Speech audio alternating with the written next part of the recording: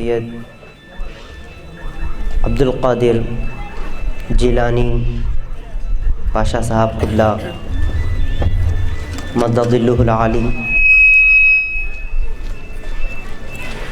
و محترم مولانا سید عبد الواسع امان پاشا صاحب محتمم جامع انواریہ حیدرآباد اور دیگر شنشین پر بیٹھے ہمارے علماء کرام، معزز حضرات اور پیارے ہمارے بچے، سب سے پہلے میں اللہ رب العزت کا شکر بجا لاتا ہوں کہ باری تعالیٰ نے آج اس مبارک اور مقدس رات، جس رات میں باری تعالیٰ نے اپنے حبیب سرور کونین محمد عربی صلی اللہ علیہ وسلم کو روئے زمین پر بھیجا، آقا علیہ الصلوۃ والسلام کی ولادت ہوئی۔ حضور سرور کونین علیہ الصلوۃ والسلام مکہ کی سرزمین پر خاندان بنو ہاشم میں آج ہی کی رات حضور سرور کونین علیہ الصلوۃ والسلام تشریف لائے۔ یہ رات یقین جانیے دنیا کی ہر رات سے زیادہ افضل رات ہے، ہر رات سے زیادہ معزز ترین رات ہے۔ اس رات کی اتنی برکتیں ہیں، اتنی خیرات ہیں، اتنی عظمتیں ہیں کہ جس کا اندازہ نہیں لگایا جا سکتا۔ قرآن مجید نے سورہ قدر میں بیان فرمایا انا انزلناہ فی لیلۃ القدر وما ادراک ما لیلۃ القدر لیلۃ القدر خیر من الف شہر۔ باری تعالیٰ نے ارشاد فرمایا کہ ہم نے لیلۃ القدر میں قرآن کو نازل کیا، نزول قرآن ہوا، اور تمہیں پتہ بھی ہے کہ لیلۃ القدر کیا ہے۔ یہ لیلۃ القدر 1000 مہینوں سے زیادہ افضل رات ہے، اور یہ رات رمضان شریف میں آتی ہے، ہم اس رات میں جاگتے بھی ہیں، اس کی نعمتوں سے بہرور بھی ہوتے ہیں، مگر سمجھنے والی بات یہ ہے کہ جس رات قرآن نازل ہو، نزول قرآن ہو جائے، اللہ کا کلام نازل ہو جائے، وہ رات 1000 مہینوں سے زیادہ خیر والی، برکتوں والی، فضیلت والی رات بن جائے، اور رہتی دنیا تک عالم اسلام آج بلکہ قیامت تک اس رات کو پورے اہتمام کے ساتھ مناتا چلا جائے، اس رات میں عبادتیں کرے، ریاضتیں کرے، قیام اللیل کرے، تراویح پڑھے، نمازیں پڑھے، تلاوت قرآن کرے، ذکر و اذکار کرے، دعائیں کرے، تاکہ اس رات کی برکتیں، نعمتیں، اس رات کی رحمتیں نصیب ہو جائیں۔ تو جس رات میں قرآن نازل ہو، وہ رات جب اتنی افضل ہو، تو جس رات صاحب قرآن تشریف لے آئے، جس رات میں خود تخلیق کائنات کا مقصد تشریف لے آئے، سرور کونین خود تشریف لے آئے، جس کی بنا پر باری تعالیٰ نے قرآن عطا فرمایا، تو اس ذات گرامی کی آمد والی رات کتنی افضل اور کتنی مبارک رات ہوگی۔ یہ بڑی عظیم رات ہے، بڑی برکت والی رات ہے۔ اس رات میں ہم اور آپ جمع ہوئے ہیں، تو آپ یہ خیال کریں، یہ یقین کریں کہ اللہ رب العزت نے ہمارے لیے سعادت مندی لکھ دی ہے، خیر خواہی لکھ دی ہے کہ آقا کی میلاد والی رات میں جمع ہو کر حضور کی میلاد کے تذکرے کرنے کے لیے ہمیں چن لیا ہے، ہمیں یہاں پر جمع فرمایا۔ ہم میں سے ہر کوئی شخص سعادت مند ہے کہ ہم اپنے آقا، اپنے مولا حضور سرور کونین علیہ الصلوۃ والسلام کی میلاد کے تذکرے کے لیے یہاں پر جمع ہوئے ہیں۔ تو اب جب یہاں پر ہم جمع ہوئے ہیں اور یہ اتنی عظیم رات ہے، تو میں آپ تمام حضرات سے، بچوں سے تو خیر چھوڑ دیں، جو نوجوان حضرات ہیں، جو معمر حضرات ہیں، ان سے میں گزارش کروں گا، التماس کروں گا کہ آپ اس رات کی عظمت کو ذہن میں رکھ کر یہاں پر بیٹھیں، اس رات کی برکتوں کو ذہن میں رکھ کر یہاں پر بیٹھیں، جس ذات کے تذکرے کے لیے یہاں پر جمع ہیں اس ذات کی عظمتوں کو ذہنوں میں بٹھا کر بیٹھیں۔ بس یوں ہی نہ بیٹھ جائے کہ محلے میں جلسہ ہو رہا ہے اور بیٹھنا ہے، جا کر تمام لوگ گئے ہوئے ہیں، خود بھی آ کر بیٹھ جائے، کچھ دیر بیٹھے گے، وقت گزارے گے اور پھر اس کے بعد چلے جائیں گے۔ اس خیال سے نہ بیٹھیں، اگر اس خیال سے بیٹھنا ہے تو چلے جائیں، اس خیال سے بیٹھیں کہ یہ عظیم رات ہے، برکتوں والی رات ہے، آقا کی آمد والی رات ہے، یہ رحمت للعالمین کی میلاد کی رات ہے، یہ احسان کرنے والے آقا کی رات ہے۔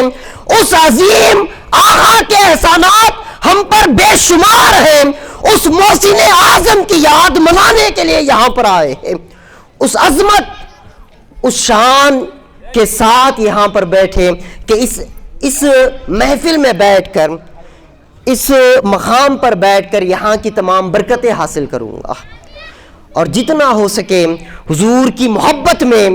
حضور کی چاہت میں، حضور کے عشق میں اور حضور کی تعظیم، ادب و اکرام میں آج پوری رات گزاروں گا، اور بقیہ جو آنے والی زندگی ہے پوری زندگی آقا علیہ الصلوۃ والسلام کی محبت میں گزاروں گا۔ اس نیت سے یہاں پر بیٹھیں، یہ ہم سب کے لیے باعث خیر ہوگا۔ اس کے بعد آئے، میں جس موضوع پر میں گفتگو کرنے والا ہوں،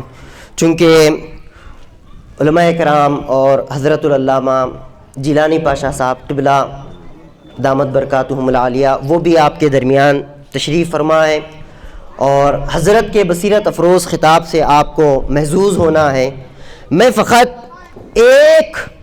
بات آپ کے سامنے رکھ کر اپنی بات اور اپنی گفتگو ختم کر دوں گا، وہ یہ کہ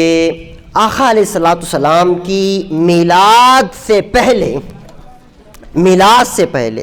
حضور کی آمد سے پہلے حضور کی آمد کی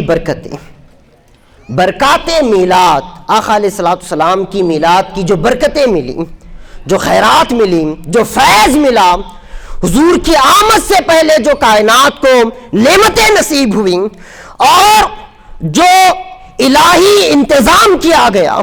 باری تعالیٰ کی جانب سے اپنے حبیب کی آمد کا جو شاندار اور عظیم اہتمام کیا گیا، اس پر میں تھوڑی سی گفتگو کروں گا۔ اور حضور کی آمد، حضور کی میلاد سے پہلے جو برکتیں ہوئی وہ تو پوری کائنات پر عام ہوئی، مگر ان میں سے بھی میں فقط اہل مکہ پر جو آقا علیہ الصلوۃ والسلام کی میلاد کی برکتیں ہوئی اس پر گفتگو کروں گا، اور اسی پر اپنی بات ختم بھی کر دوں گا۔ اس حوالے سے میں نے قرآن مجید کی مشہور سورہ فیل کی ایک آیت تلاوت کی ہے، الم تری کیف فعل ربک باصحاب الفیل۔ حبیب، کیا آپ نے نہیں دیکھا کہ آپ کے رب نے اصحاب فیل، اس ہاتھی والوں کے ساتھ، اس بادشاہ کے ساتھ، ابرہہ کے ساتھ، جو یمن سے ہاتھیوں کی ایک بڑی فوج لے کر مکہ ڈھانے کے لیے آیا تھا، ہم نے اس کے ساتھ کیا معاملہ کیا کہ آپ نے نہیں دیکھا؟ اس پر ہم میں سے بہت سارے افراد تو اس واقعے سے واقف ہیں، جو واقف نہ ہو وہ بھی جان لیں کہ یمن سے ایک بادشاہ ابرہہ نام کا ہاتھیوں کی ایک بڑی فوج لے کر، روایات میں کہ 4 ہاتھی تھے، کہ 100 ہاتھی تھے، 1000 ہاتھی تھے، ایک بڑی فوج لے کر وہ مکہ شریف کو اس غرض سے آتا ہے کہ اللہ رب العزت کے گھر کعبہ شریف کو ڈھا دیں، کعبے کو گرا دیں، اور کعبے کے گرانے کے بعد اس کا خیال، اس کا ارادہ یہ ہوتا ہے کہ اہل مکہ کو غلام بنا لیا جائے، ان کو اپنے غلامی میں لے لیا جائے، اپنے تحت کر لیا جائے، اور اس طرح مکے پر بھی اپنی بادشاہ ثابت کی جائے۔ اور بجائے کعبہ کے یمن میں اس نے پہلے ہی سے ایک مقام، ایک گھر تیار کر رکھا تھا، اور وہ یہ چاہتا تھا کہ بجائے کعبے کے لوگ طواف کرنے اور عمرہ کرنے کے وہ یمن آئے، اور جو اس نے گھر بنایا تھا سنگ مرمر سے، بہترین مکان اس نے بنایا تھا، اس کا طواف کریں۔ اس خیال سے وہ مکہ آتا ہے اور پوری فوج لے کر آتا ہے۔ اسے اس وقت آقا علیہ السلام کے جد امجد، حضور کے دادا حضرت عبد المطلب اہل مکہ کے سردار ہیں۔ اسے خبر ہوتی ہے کہ مکے کے سردار عبد المطلب ہیں، جو بڑے قابل سیاستداں، بڑے ماہر، عقل مند، اہل علم، اہل دانش، اہل فکر ہیں۔ وہ اپنے وزیر کو حکم دیتا ہے کہ ان کے اونٹ پکڑ کر لے آؤ، ان کے اونٹ اغوا کر کے لے آؤ، غصب کر کے لے آؤ۔ وہ لائے جاتے ہیں، حضرت عبد المطلب اس کے پاس آتے ہیں، وہ اپنے اونٹ چھڑوا لیتے ہیں، اور وہ اس وقت کہتا ہے کہ میں تو یہ سمجھتا تھا کہ آپ کعبے کے لیے کچھ گفتگو کریں گے اور مجھ سے درخواست کریں گے کہ میں کعبہ نہ ڈھاؤں، کعبے کو نہ گراؤں، چونکہ وہ آپ کے لیے عظمت کا نشان ہے، آپ کی عظمتوں کا نشان ہے، لوگ اس کا طواف کرنے کے لیے آتے ہیں، آپ بڑی عزت کی نگاہ سے کعبے کو دیکھتے ہیں، مگر عجیب بات ہے کہ آپ اپنے اونٹوں کے لیے آئے ہیں، کعبے کو بچانے کے لیے نہیں آئے۔ آپ جواب دیتے ہیں کہ میں اپنے اونٹوں کا مالک ہوں، تو میں اپنی جو ملکیت ہوگی، میرے جو شے ہوگی، میں اسے بچا لوں گا۔ کعبے کا اپنا ایک مالک ہے، کعبے کا اپنا ایک رب ہے، جو کعبے کا مالک ہے وہ اپنے گھر کی حفاظت کر لے گا۔ اور پھر وہ حملہ بھی کرتا ہے، واقعات پورے روایات میں موجود ہیں، ہاتھیوں پر حملہ ہوتا ہے۔ یہ جو واقعہ ہوا، اب سمجھنے والی بات یہ کہ یہ جو واقعہ ہوا، یہ حضور سرور کونین علیہ السلام کی میلاد کے سال ہوا۔ جس سال حضور دنیا میں تشریف لائے، جس سال میلاد ہوئی، آقا علیہ السلام کی ولادت مبارکہ ہوئی، اس سے 6 مہینے پہلے یا 3 مہینے پہلے یہ واقعہ وقوع پذیر ہوا، فیل کا واقعہ۔ اسی لیے آقا علیہ السلام کے میلاد کے سال کو اہل تاریخ نے عام الفیل کہا، یعنی یہ وہ سال تھا جس سال ہاتھیوں والے واقعے کا وقوع پذیر ہوا تھا، وہ واقعہ رونما ہوا تھا، یہ واقعہ ہوا، کعبے کو بچایا گیا تھا۔ اب یہ جو واقعہ ہے، عموماً اس واقعے پر یہ بات کی جاتی ہے کہ کعبہ اللہ رب العزت نے حفاظت کر لی، اس کا کوئی انکار نہیں کہ کعبے کی حفاظت اللہ رب العزت کا گھر ہے، باری تعالیٰ نے اس کی حفاظت کی، مگر باری تعالیٰ نے کعبے کی حفاظت کی کیوں، کس وجہ سے کی، کس بنا پر کعبے کو بچایا گیا، آپ یقین جانیں، اور میں اس کی تفصیلات بھی آپ کے سامنے رکھوں گا کہ کعبے کو اس سال باری تعالیٰ نے جو ابرہہ کے حملے سے بچایا اور ابرہہ کے لشکر کو نیست و نابود کر دیا گیا، ابابیل کے ذریعے کنکریاں پھینک پھینک کر انہیں تباہ و تاراج کر دیا گیا، اور باری تعالیٰ نے کعبہ کی حفاظت فرما لی، اہل مکہ کی حفاظت فرما لی۔ اس کی وجہ کچھ اور نہ تھی، فقط وجہ یہ تھی کہ اس سال آقا علیہ السلام دنیا میں تشریف لانے والے تھے، حضور کی میلاد والا سال تھا،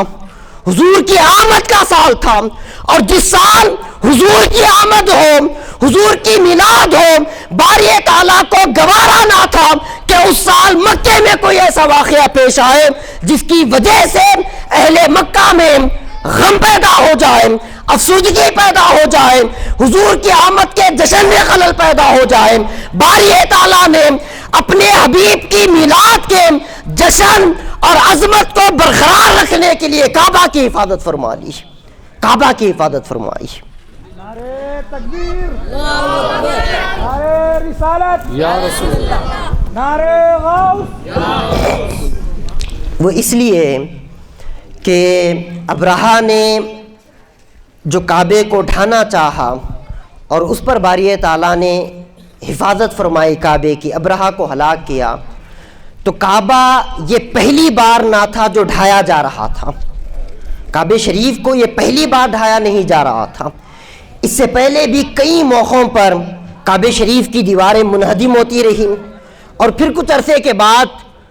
اللہ رب العزت نے کچھ بندوں کو پیدا فرما لیا، انہوں نے پھر کعبے کی اثر نو تعمیر کر دی۔ حضرت آدم علیہ السلام سے پہلے فرشتوں نے کعبے کو تعمیر کیا، آدم علیہ السلام اسی کعبے کا طواف کیا کرتے تھے، آدم علیہ السلام کے بعد ایک عرصے تک وہ کعبہ رہا، وہ منہدم ہو گیا، بعد میں حضرت شیس علیہ السلام، حضرت آدم علیہ السلام کے فرزند، انہوں نے کعبے کی تعمیر کی۔ شیس علیہ السلام کا بنایا ہوا کعبہ نوح علیہ السلام کے زمانے تک رہا، اور طوفان نوح میں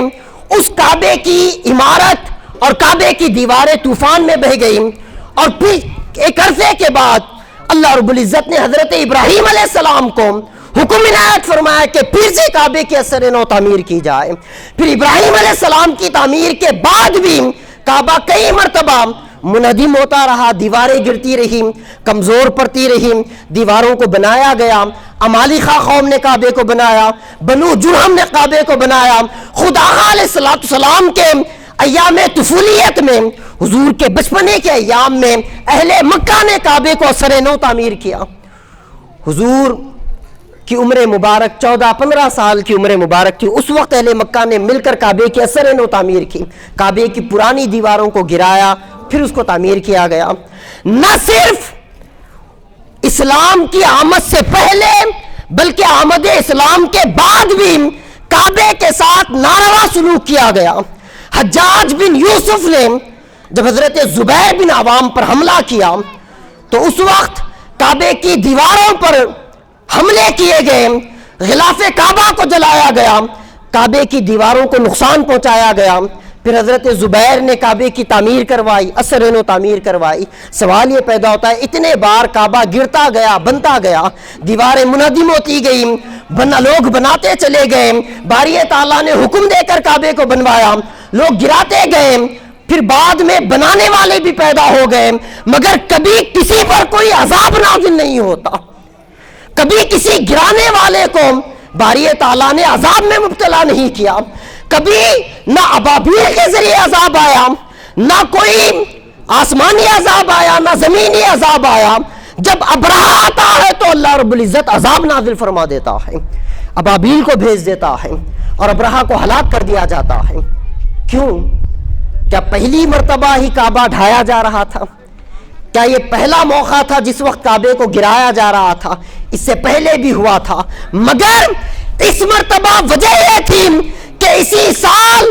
محبوب کی آمد ہونے والی تھی، حضور تشریف لانے والے تھے۔ اگر اس وقت کعبے کو گرایا جاتا تو شاید لوگ بعد میں بنا بھی لیتے، مگر حضور کی میلاد کی خوشیاں ماند پڑ جاتی، حضور کی میلاد کا جشن کم ہو جاتا۔ باری تعالیٰ کو گوارا نہ تھا کہ حبیب دنیا میں آپ تشریف ہی لے جائیں اور اہل مکہ غم میں رہیں، اسی لیے ابرہہ کو پہلے ہی ہلاک کر دیا گیا۔ یہ موقع پیدا نہ کیا گیا کہ کعبے کو اٹھایا جائے، حضور کی آمد کے خاطر کعبے کو بچایا گیا، کعبے کو بچایا گیا۔ اسی لیے باری تعالیٰ نے ارشاد فرمایا الم ترى کیف فعل ربک، حبیب کیا آپ نے نہیں دیکھا کہ آپ کے رب نے اصحاب فیل کے ساتھ کیا کیا؟ آقا علیہ الصلوۃ والسلام تو اس واقعے کے بعد تشریف لائے، بعد میں تشریف لائے، حضور تو اس وقت ظاہری طور پر تشریف بھی نہ لائے تھے، حضور کی ولادت بھی نہ ہوئی تھی، وہ تو پہلے کا واقعہ 6 مہینے 3 مہینے پہلے کا واقعہ ہے۔ اس واقعے کو حضور کو یاد دلانا کہ حبیب کیا آپ نے نہیں دیکھا کہ آپ کے رب نے اصحاب فیل کے ساتھ کیا کیا؟ حضور کو کیوں یاد دلایا جا رہا ہے؟ حضور کا اس وقت سے تعلق ہی کیا ہے؟ یہ بات کوئی کب کہتا ہے؟ بچایا کعبے کو گیا، بچایا کعبے کو گیا، اہل مکہ کو گیا، ہلاک ابرہہ کو کیا گیا جو حضور کی میلاد سے پہلے آیا تھا، اور احسان کے طور پر باری تعالیٰ حبیب سے فرما رہا ہے کہ حبیب آپ نے نہیں دیکھا کہ آپ کے رب نے اہل فیل کے ساتھ کیا کیا تھا، ہاتھی والوں کے ساتھ آپ کے رب نے کیا کیا تھا؟ مولا حضور سے کیوں بیان کیا جا رہا ہے؟ حضور سے یہ کیوں کہا جا رہا ہے کہ حبیب آپ کے رب نے ہاتھی والوں کے ساتھ کیا کیا؟ یہ جملہ کوئی کب استعمال کرتا ہے؟ آپ اپنے اوپر لے، آپ میں سے یہ جملہ کوئی کب استعمال کرتا ہے؟ یہ جملہ اس وقت استعمال ہوتا ہے جب آپ نے کوئی کام کسی کے لیے کیا ہو، اپنے دوست کے لیے، اپنے محبوب کے لیے آپ نے کوئی کام کیا، اور ایک عرصے کے بعد آپ اسے یاد دلاتے ہیں کہ یاد نہیں میں نے آپ کے لیے وہ کام کیا تھا، تمہارے لیے وہ کام میں نے کیا تھا، کیا تمہیں یاد نہ رہا؟ میں نے وہ کام فقط تمہارے لیے کیا تھا،